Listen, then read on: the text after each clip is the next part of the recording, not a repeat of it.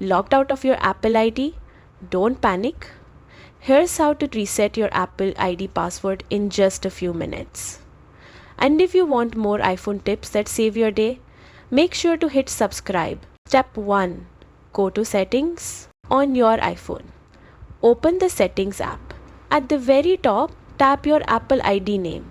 Then tap Sign in and Security and select Change Password. If you're already signed in and know your device passcode, you can reset it right here. But if you're logged out or forgot the password completely, follow the next steps. Step 2. Use the Forgot Password option. On the sign-in screen, tap Forgot, Apple ID or password. You will be asked to enter your Apple ID email. Apple will then guide you through a few verification steps. This might include answering security questions, using another Apple device, or confirming via email or phone number. Step 3. Create a new password. Once verified, you will be asked to enter a new password.